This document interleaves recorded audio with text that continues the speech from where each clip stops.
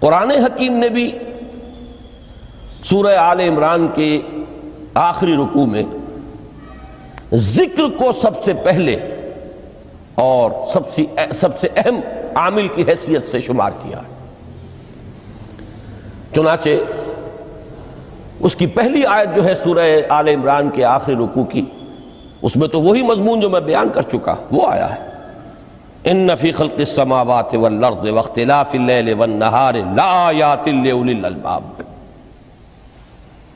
یقیناً آسمان اور زمین کی تخلیق میں اور دن اور رات کے الٹ پھیر میں نشانیاں ہیں ہوش مندوں کے لیے۔ ان کے ذریعے سے انسانی شعور کے اندر وہ معرفت رب اجاگر ہوگی۔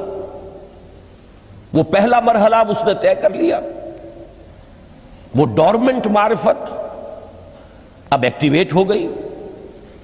اب مزید فکر کا مرحلہ ہے جو اگلی آیت میں آیا ہے، الذین یذکرون اللہ قیاما وقعودا وعلی جنوبہم ویتفکرون فی خلق السماوات والارض ربنا ما خلقت ھذا باطلا سبحانک فقنا عذاب النار۔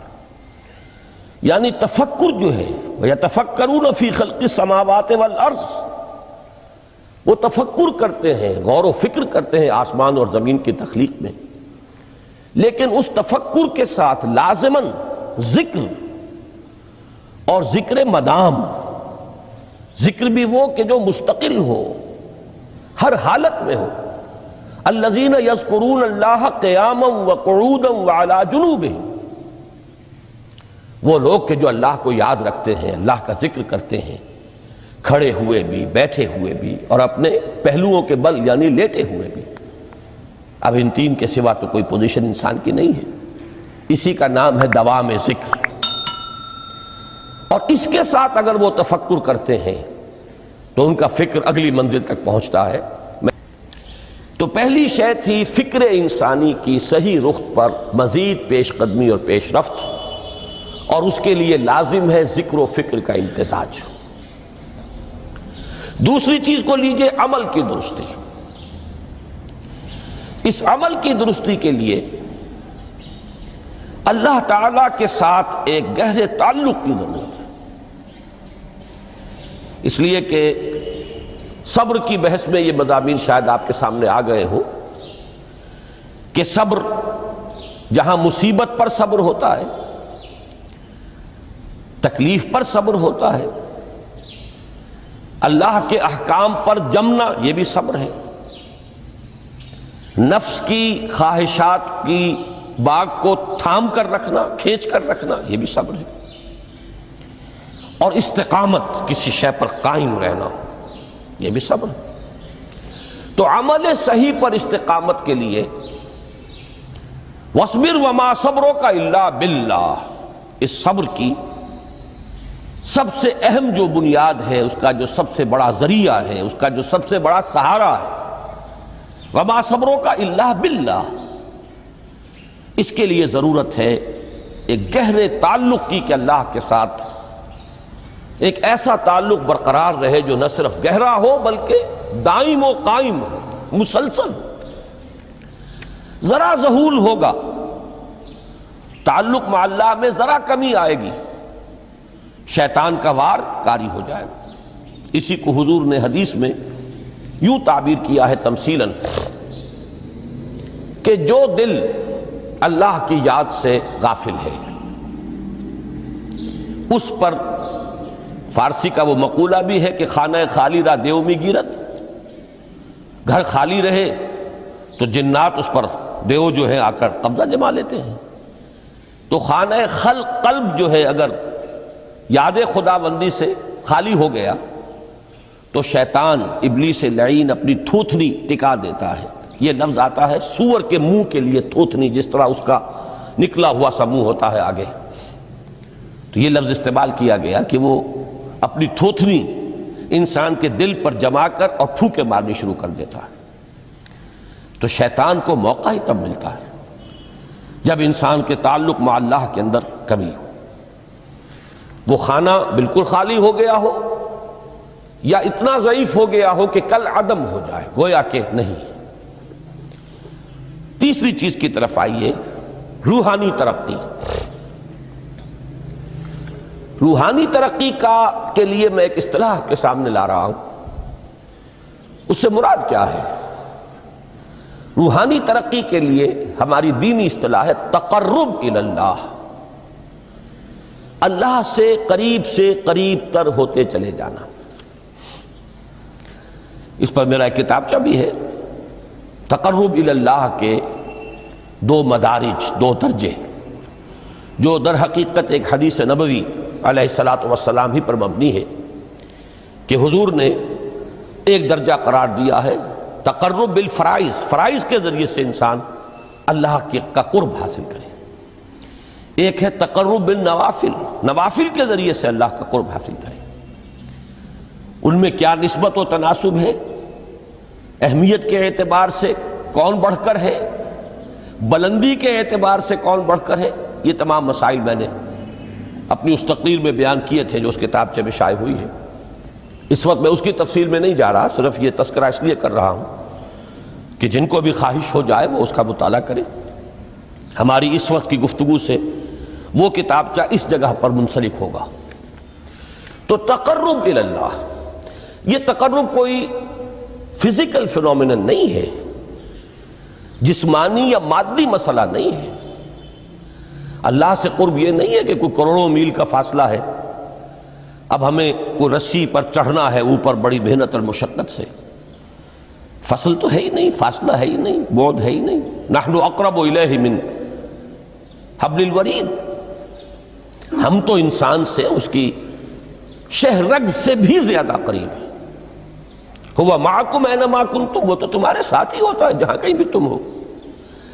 بس صرف یہ کہ تمہاری توجہ نہیں ہوتی، تم اور چیزوں میں مشغول و مصروف رہتے ہو، تم ہماری طرف دھیان ہی نہیں دیتے، تم ہماری طرف متوجہ ہی نہیں ہوتے. ہم تو مائل بے کرم ہے، کوئی سائل ہی نہیں، راہ دکھلائیں کسے رہنو منزل ہی نہیں. انسان جب متوجہ ہو جاتا ہے اور بڑھتا ہے، آگے پیش قدمی کرتا ہے روحانی اعتبار سے، تو یہ ہے در حقیقت تقرب الی اللہ، اور اسی کو ہم کہیں گے روحانی ترقی. اب ان تین چیزوں کو اگر آپ نے ذہن میں جما لیا، پھر میری بات کی ترتیب اس کو ذہن میں قائم کیجئے. ہم چلے کہاں سے؟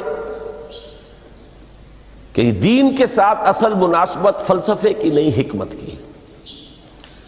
نمبر 2، حکمت قرآنی کا پہلا اور اہم ترین اور بنیادی مسئلہ معرفت رب کا حصول ہے. اس کا نتیجہ شکر خداوندی ہے. اس کا ذریعہ آیات آفاقی، آیات انفسی، اور سب سے بڑھ کر آیات قرآنیہ ہیں جو الذکر ہے، جو تذکرہ ہے، جو ذکرہ ہے.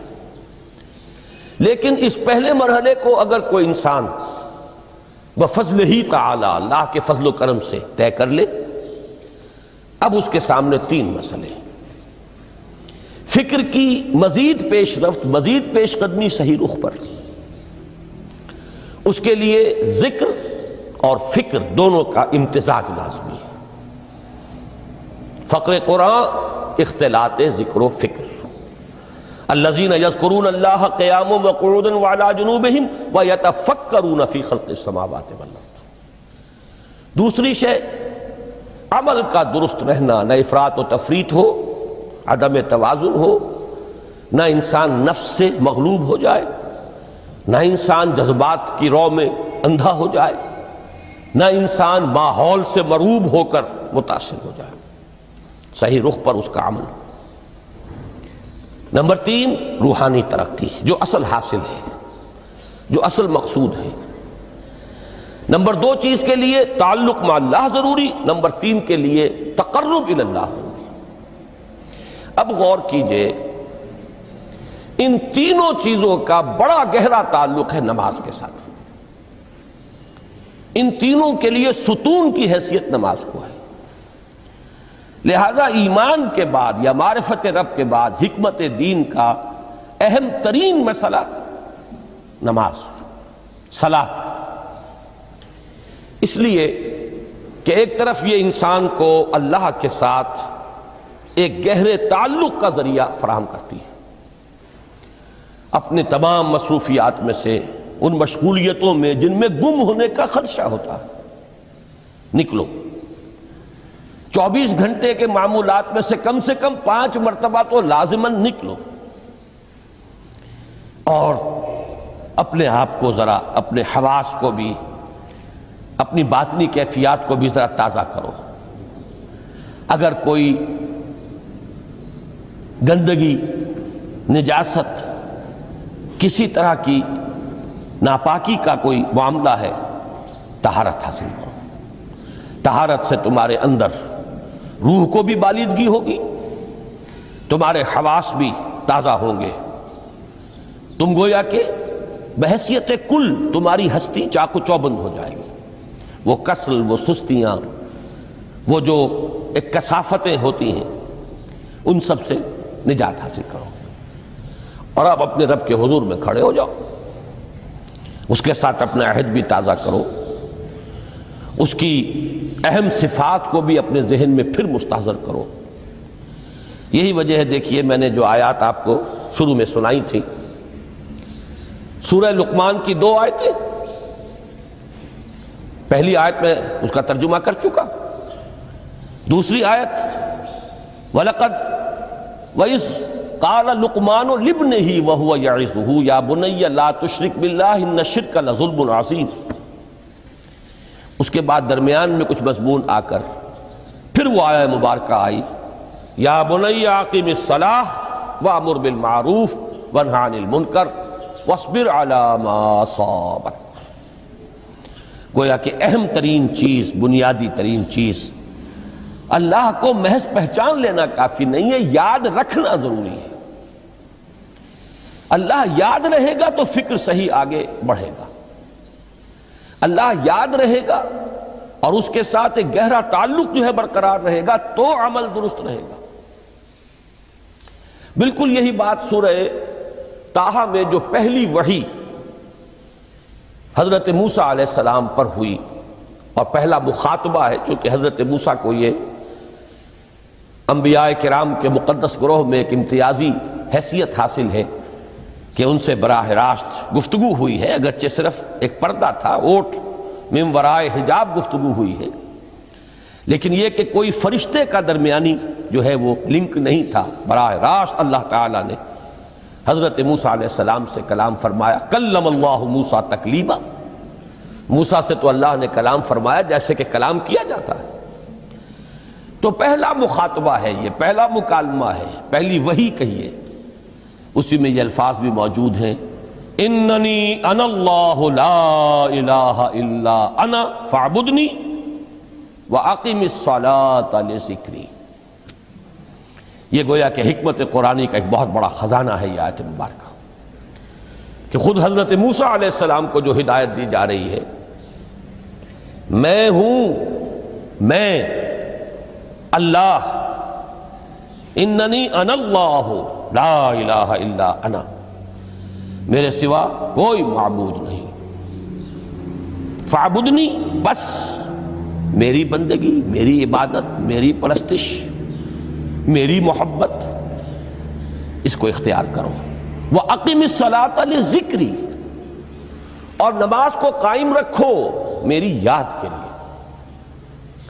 بلکہ اسی سلسلہ کلام میں آگے چل کر سورہ طٰہٰ میں آتا ہے، کافی گفت و شنید کے بعد جب حضرت موسیٰ نے کچھ معذرت بھی کی، کچھ دعائیں بھی کی، اللہ نے ایک دعا قبول بھی کی کہ ان کے بھائی کو بھی شریک کر دیا، حضرت ہارون کو بھی۔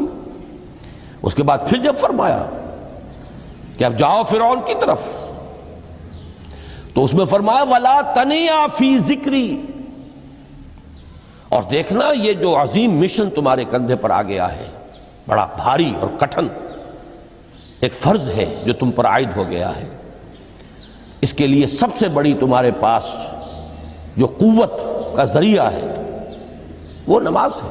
اقیم فلا تنیا عن ذکری، میری یاد میں کبھی غفلت نہ کرنا، اس میں کبھی کوئی کمی نہ آنے دینا۔ جیسا کہ میں نے عرض کیا تھا کہ جیسے ہی وہ تعلق جو ہے کمزور پڑتا ہے یا منقطع ہو جائے معاذ اللہ، تو پھر انسان گویا کہ شیطان کے لیے ایک لقمہ تر بن جاتا ہے۔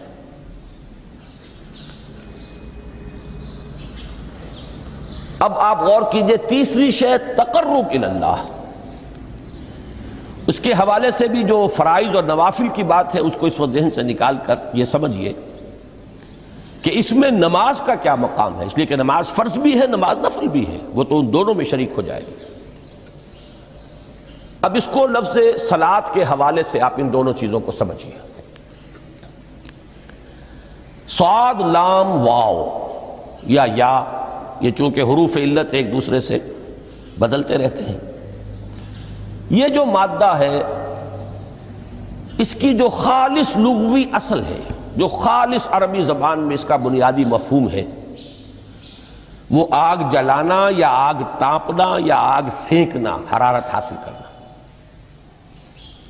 لہذا بار بار آتا ہے جہنم کے ذکر میں، اسلوہا، اب جلو اس میں، تاپو اس کو، یہ سینکے گی تمہیں۔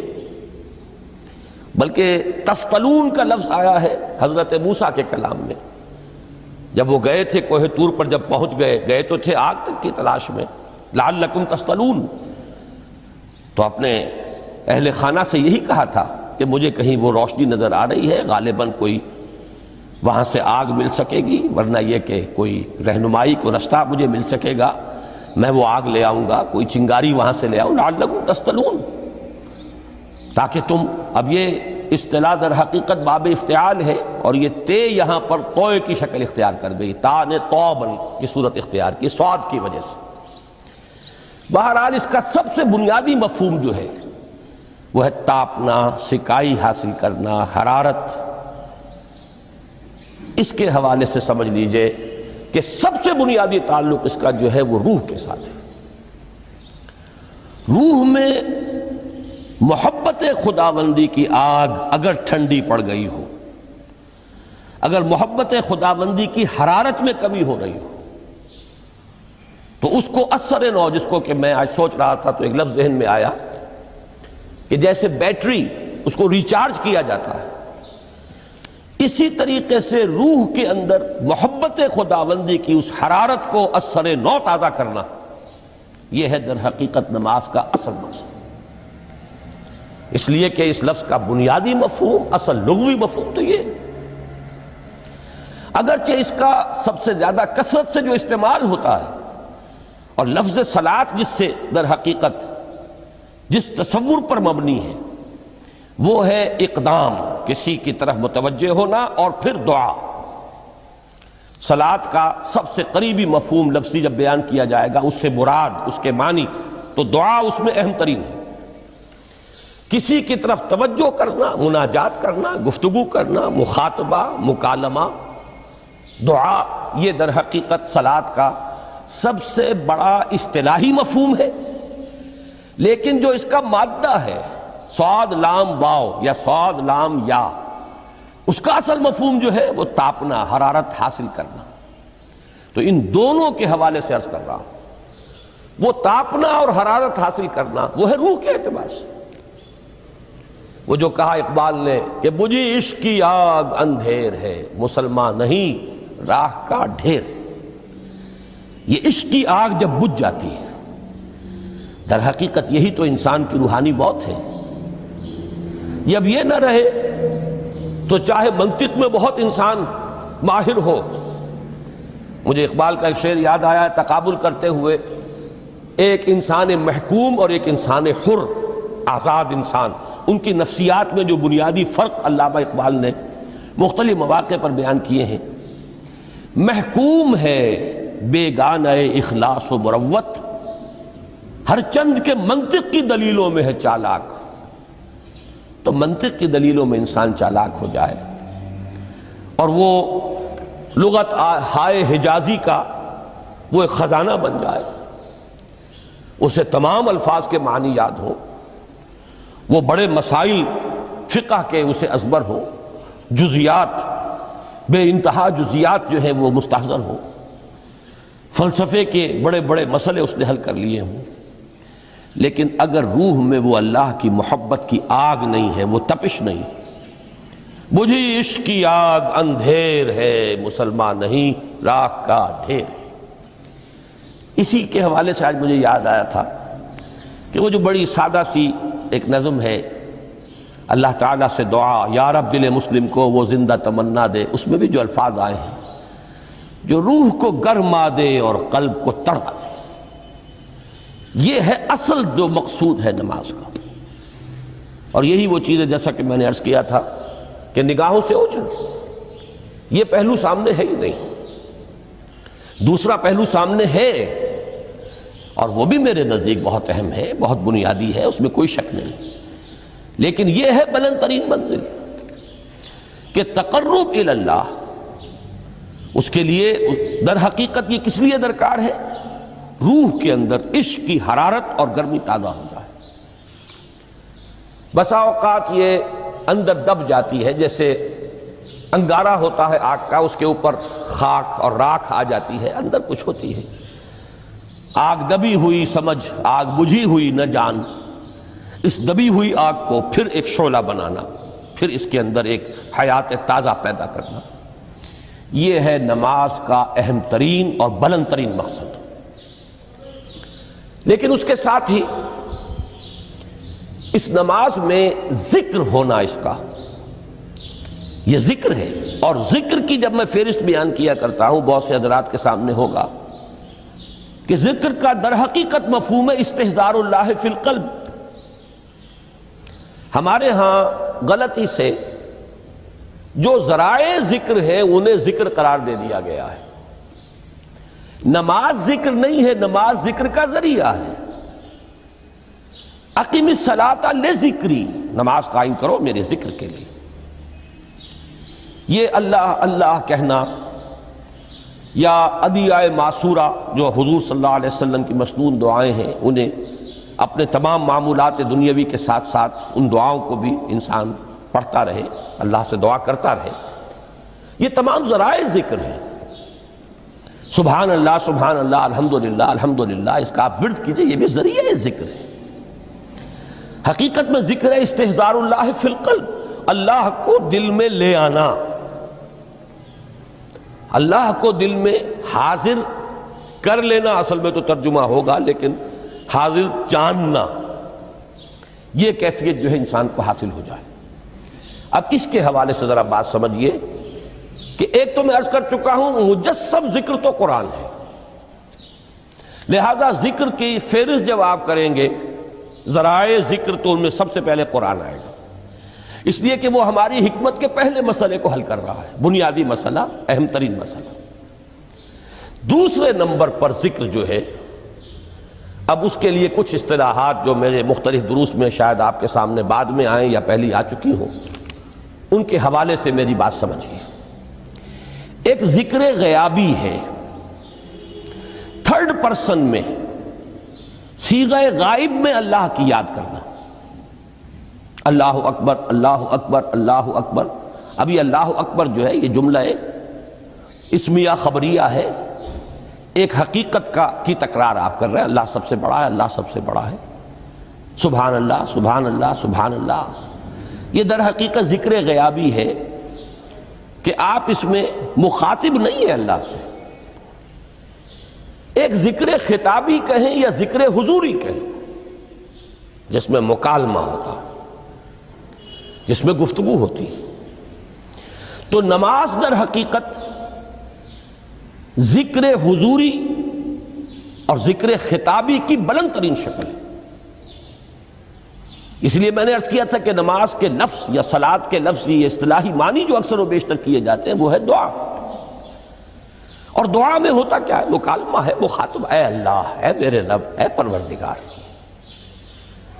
پھر یہ کہ اس میں اقدام اور کسی کی طرف متوجہ ہونا، یہی وجہ ہے کہ افتتاح صلاۃ، نماز کو شروع کرنے کے لیے ایک تو وہ الفاظ جو قرآن مجید میں آئے ہیں، انی وجہت وجہی للذی فطر السماوات والارض حنیفا وما انا من المشرکین، یہ ہے توجہ کا ارتکاز،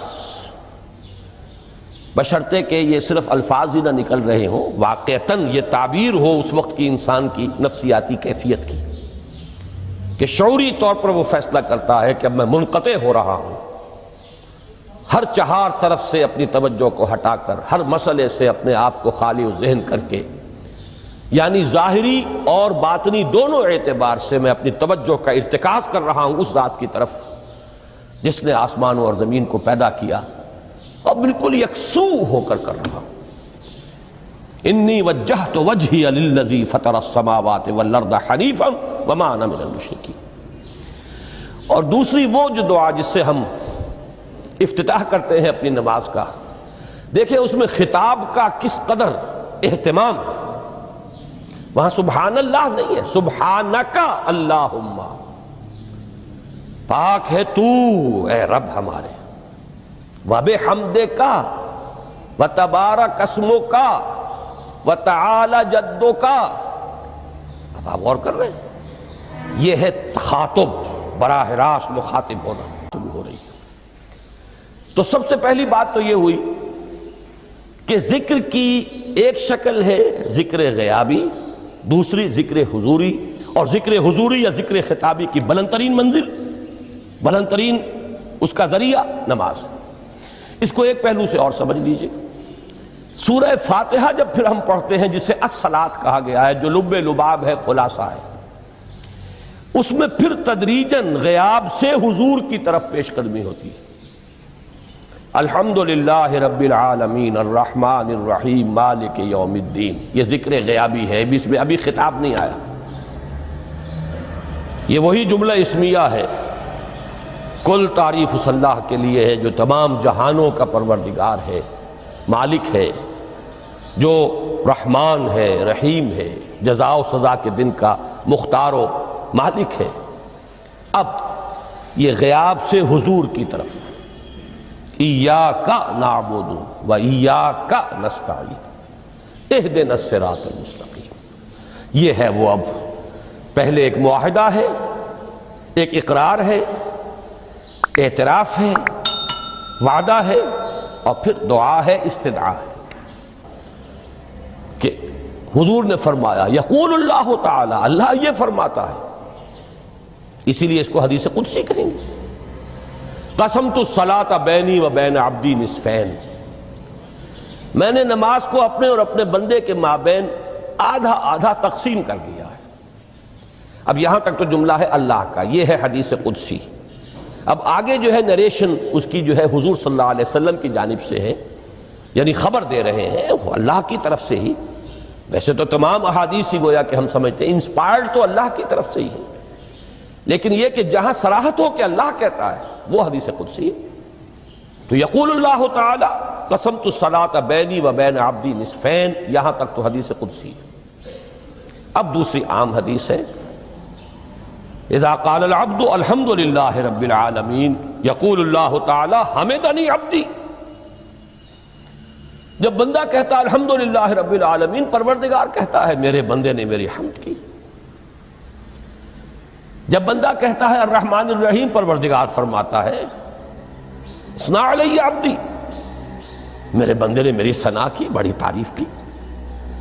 جب بندہ کہتا ہے مالک یوم الدین، اللہ فرماتا ہے مجدنی عبدی، میرے بندے نے میری بڑی بزرگی بیان کی ہے، تمجید کی ہے۔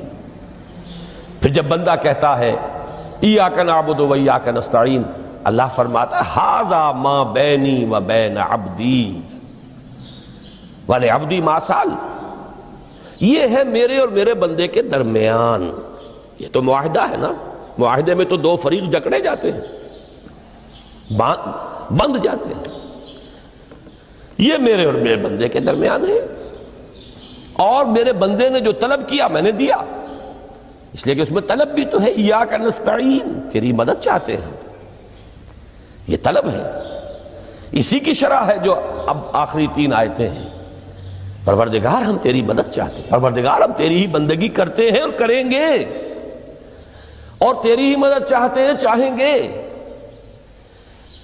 اگر حال میں اس کا ترجمہ کریں گے، زمانہ حال کے اعتبار سے، اس لیے کہ فعل مضارع میں تو دونوں موجود ہیں، شامل ہیں، تو یہ ایک اعتراف ہے، اظہار حال ہے۔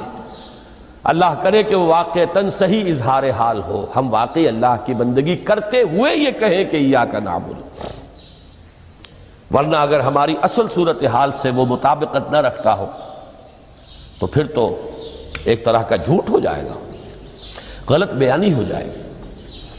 ایاک نعبد، تیری ہی بندگی کرتے ہیں، اور مستقبل میں کیجئے، کریں گے، یہ ہے عہد، تیری ہی مدد چاہتے ہیں، تجھی سے مدد طلب کرتے ہیں، تجھی سے مدد چاہتے رہیں گے۔ اس کے لیے فرمایا وَلِعَبْدِ مَا سَأَلَ، اور پھر اس کے بعد وہ استدعا ہے اهدنا الصراط المستقیم صراط الذین انعمت علیہم غیر المغضوب علیہم ولا الضالین۔ اس حدیث میں اس کو ایک ہی جملے کو لیا گیا ہے، ایک ہی جملے کی حیثیت سے۔ جب بندہ یہ کہتا ہے تو اللہ فرماتا ہے ھذا لعبدی ولعبدی ما سأل، یہ خالص میرے بندے کے لیے ہے، اس بندے نے ایک درخواست پیش کی ہے اور میں نے گرانٹ کی، وہ اپلیکیشن، وہ ریکویسٹ گرانٹڈ ہم نے دے دی، ولعبدی ما سأل۔ یہ ہے اس کی تاثیر کا عالم، بشرطے کے معاملہ وہ شعور کے ساتھ، بشرطے کے مطابقت ہو ظاہر اور باطن کی، بشرطے کے مطابقت ہو قول اور فعل کی، تو اس کا اتنا اونچا مقام ہے کہ ایک ایک جملہ ادھر ادا ہوا، ادھر اللہ کی طرف سے ریسپانس مل رہی ہے۔ افلاک سے آتا ہے نالوں کا جواب آخر، اٹھتے ہیں حجاب آخر، کرتے ہیں خطاب آخر۔ حال دل کس کو سنا